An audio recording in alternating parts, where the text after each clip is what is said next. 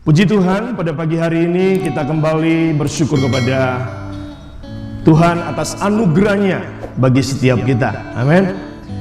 Pagi ini kita akan membaca renungan firman Tuhan bagi kita yang terambil dari Lukas pasal 10 ayat yang ke-25 sampai ayat yang ke-37 di dalam topik perikop orang Samaria yang baik hati. Namun saya diberikan topik sebagai pokok bahasan bagi kita pada pagi hari ini, menjadi teladan dalam kasih. Mari kita membaca Alkitab kita masing-masing dari rumah. Lukas pasal 10 ayat 25 sampai ayatnya yang ke-37.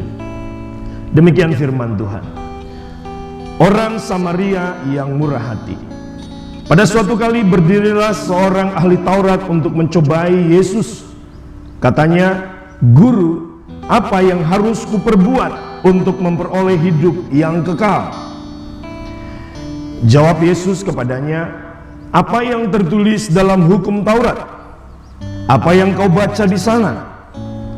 Jawab orang itu, "Kasihilah Tuhan Allahmu dengan segenap hatimu, dan dengan segenap jiwamu, dan dengan segenap kekuatanmu, dan dengan segenap akal budimu, dan kasihilah sesamamu manusia seperti dirimu sendiri."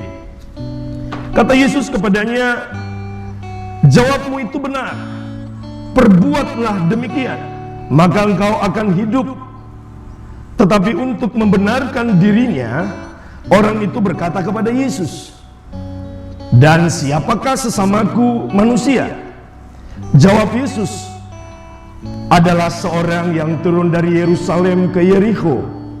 Ia jatuh ke tangan penyamun-penyamun yang bukan saja merampoknya habis-habisan, tetapi yang juga memukulnya, dan yang sesudah itu pergi meninggalkannya setengah mati. Kebetulan ada seorang imam turun melalui jalan itu. Ia melihat orang itu, tetapi ia melewatinya dari seberang jalan. Demikian juga seorang Lewi datang ke tempat itu. Ketika ia melihat orang itu, ia melewatinya dari seberang jalan. Lalu datang seorang Samaria yang sedang dalam perjalanan ke tempat itu. Dan ketika ia melihat orang itu, tergeraklah hatinya oleh belas kasihan. Ia pergi kepadanya lalu membalut luka-lukanya. Sesudah ia menyiraminya dengan minyak dan anggur. Kemudian ia menaikkan orang itu ke atas keledai tunggangannya sendiri, lalu membawanya ke tempat penginapan dan merawatnya. Keesokan harinya ia menyerahkan 2 dinar kepada pemilik penginapan itu, katanya, "Rawatlah dia, dan jika kau belanjakan lebih dari ini, aku akan menggantinya waktu aku kembali. Siapakah di antara ketiga orang ini menurut pendapatmu adalah sesama manusia dari orang yang jatuh ke tangan penyamun itu?" Jawab orang itu, "Orang yang telah menunjukkan belas kasihan kepadanya." Kata Yesus kepadanya, "Pergilah dan perbuatlah demikian." Saudara-saudari yang saya kasihi, sekali lagi topik renungan kita pada pagi ini adalah menjadi teladan dalam kasih. Nats yang baru saja kita baca diawali oleh sebuah kisah di mana ahli Taurat yang berusaha mencobai Yesus untuk mencari-cari kesalahannya. Tetapi Yesus menjawab dengan luar biasa melalui perumpamaan orang Samaria yang baik hati. Saudara, seringkali pola pikir dunia atau cara berpikir yang pada umumnya terjadi dan kita hidupi mengajarkan kepada kita bahwa untuk mengasihi sesama kita, yaitu seringkali dengan cara kita mengasihi siapa yang pantas dikasihi, mengasihi jika menguntungkan, mengasihi jika tidak merugikan, mengasihi jika mendapat imbalan. Saudara, pada pagi hari ini perumpamaan orang Samaria yang baik hati ini disampaikan Yesus sebagai jawaban ketika ahli Taurat yang hendak mencobainya dengan pertanyaan, "Guru, apa yang harus kuperbuat untuk memperoleh hidup yang kekal?" Dan menanggapi pertanyaan ini, Yesus kembali bertanya kepada yang bersangkutan. Bukan menjawab, tetapi bertanya kepada yang bersangkutan, "Apa yang tertulis dalam hukum Taurat? Apa yang kamu baca di sana?" Artinya Yesus sebenarnya tahu bahwa orang ini sesungguhnya tahu apa yang menjadi jawaban dari pertanyaan yang dia sampaikan kepada Yesus. Yang bersangkutan sebenarnya tidak sungguh-sungguh dengan bertanya untuk mencari kebenaran sejati, tidak. Namun untuk maksud mencobai Tuhan. Terbukti ketika Yesus bertanya demikian, si ahli Taurat tidak mau dibilang bodoh.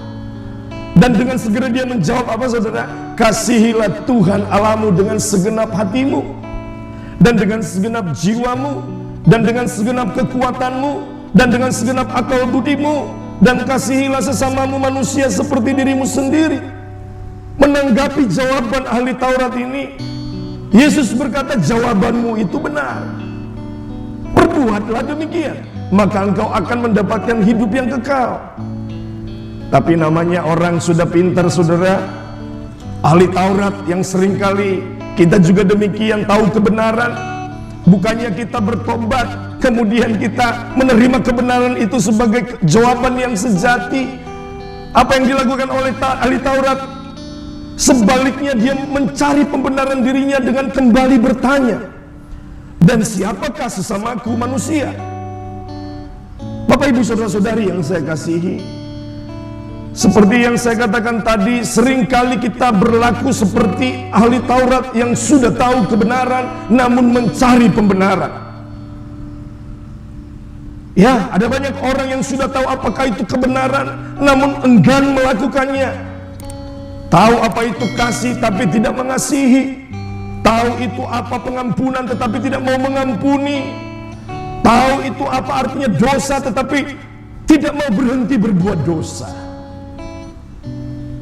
Itulah sebabnya untuk menjawab pertanyaan kedua dari ahli Taurat ini yang menanyakan, "Siapakah sesamaku manusia?" maka Yesus menyampaikan perumpamaan orang Samaria yang baik hati ini. Sebuah perumpamaan yang mengajarkan kepada kita bagaimana menjadi teladan dalam kasih. Itulah sebabnya menjawab pertanyaan ini, saudara, melalui perumpamaan ini saya hendak menyampaikan kepada kita, dengar baik firman Tuhan. Dari perumpamaan yang disampaikan oleh Yesus, ada 4 pemeran atau tokoh dalam kisah ini. Seorang imam, orang Lewi, orang Samaria, dan tentu saja korban para penyamun. Yang kita ketahui dia berasal dari Yerusalem menuju ke Yeriko. Berarti kita bisa duga orang ini adalah orang Israel, orang Yahudi, orang yang sama dengan para imam dan orang Lewi. Namun berbeda dengan orang Samaria. Dia adalah keturunan orang Israel juga, tetapi hasil kawin campur. Dan bagi orang Israel, orang Samaria adalah kaum yang harus dimusuhi, ya, karena mereka tidak murni sebagai orang Yahudi. Dan itulah sebabnya orang Samaria dimusuhi. Nah, perhatikan baik, saudara, melihat orang yang Yahudi yang baru saja dirampok dan dianiaya oleh para penyamun atau perampok di jalan itu, imam dan orang Lewi yang sama-sama orang Yahudi melewati tempat itu, melihat kondisi korban, melihat kondisi kaumnya mereka sendiri. Kalau mau dikatakan sesama mereka sendiri, mereka melaluinya dan tidak melakukan pertolongan apa-apa kepada sang korban. Berbeda dengan orang Samaria yang pada zaman itu adalah musuh bebuyutan daripada orang Israel. Orang Samaria ini justru tergerak hatinya untuk menolong orang ini. Orang Samaria ini juga bahkan membawanya ke dalam kasihnya yang hebat, dibawa ke penginapan, memberikan uang kepada pemilik penginapan untuk merawat orang tersebut. Saudara, saya mau katakan, Orang Samaria ini sebenarnya ya, kalau boleh dikatakan bukan dari kaumnya Imam dan Lewi, orang Lewi. Tetapi dia memiliki hati yang rela berkorban. Dia begitu sangat murah hati, tanpa pamrih, menolong orang lain yang sedang dalam penderitaan. Meski orang yang ditolongnya itu adalah orang Israel, orang yang memusuhi dia, seteru dan musuhnya. Orang Samaria ini mengasihi bukan dengan perkataan saja, melainkan dengan perbuatan yang nyata. Memaknai peristiwa ini dan pertanyaan ahli Taurat ini, siapakah sesamaku? Yang artinya dia bertanya, siapakah yang harus aku kasihi, sehingga aku bisa mengimplementasikan kasihku akan Allah kepada sesamaku. Saudara, tentu saja pertanyaan ahli Taurat ini sangatlah ironis dari perumpamaan yang disampaikan oleh Yesus. Kita dapat memahami bahwa seringkali sesama yang harus kita kasihi itu sebenarnya adalah orang-orang yang kita kenal, saudara sekandung kita, bahkan mungkin orang tua kita. Tetapi seringkali mempraktekkan kasih itu justru kita tidak lakukan. Praktek kasih hanya ada di batasan pengetahuan kita saja. Seperti apa yang dialami oleh ahli Taurat ini.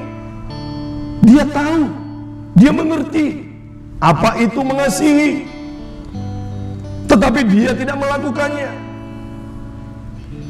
Saudara-saudari yang saya kasihi, pada pagi hari ini saya mau katakan seringkali banyak dari kita bersembunyi di balik topeng keberagamaan kita. Kita justru tidak mempraktekkan kasih yang menjadi perintah Allah yang seharusnya kita taati sebagai orang-orang percaya.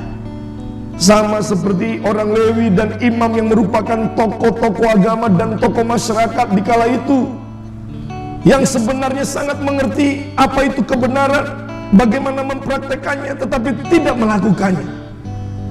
Bapak ibu saudara-saudari yang saya kasihi, marilah kita menjadi teladan dalam hal kasih ini. Pada saat orang lain tertimpa musibah, adakah hati kita tergerak memberikan pertolongan? 1 Yohanes pasal 3 ayat 17 sampai 18 berkata demikian.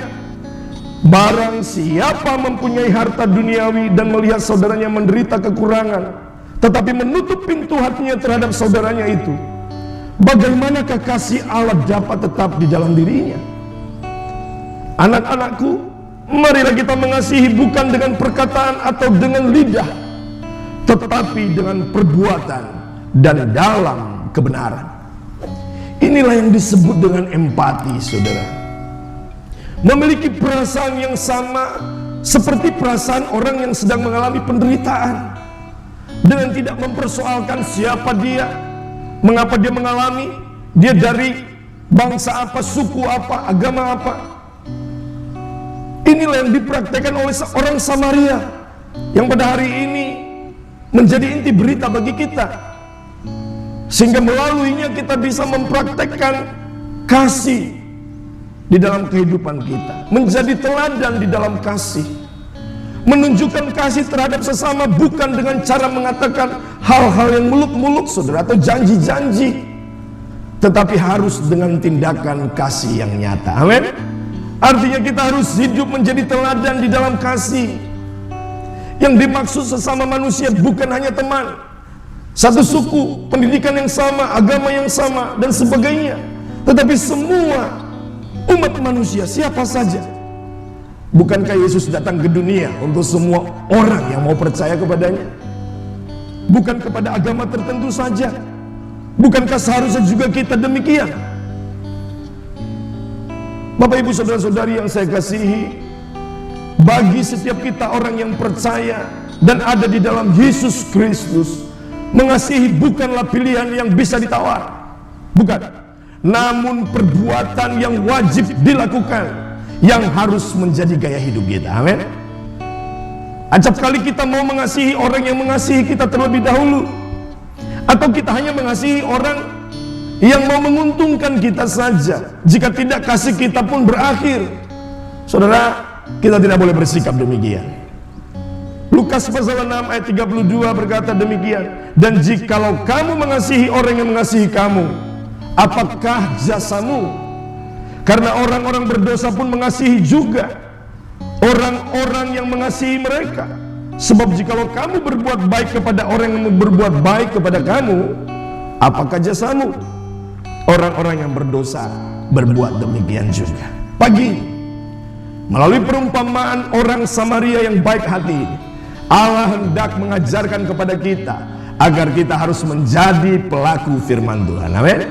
Yaitu mengasihi Allah dengan mewujudkan dalam mengasihi sesama manusia. Bukan mengasihi dalam kata-kata, namun mengasihi dalam keteladanan perbuatan. Yohanes 13 ayat 34 berkata demikian, Aku memberikan perintah baru kepada kamu, yaitu supaya kamu saling mengasihi, sama seperti aku mengasihi kamu. Demikian pula kamu harus saling mengasihi. Pagi ini kita diperhadapkan dua perbedaan yang sangat kontradiktif.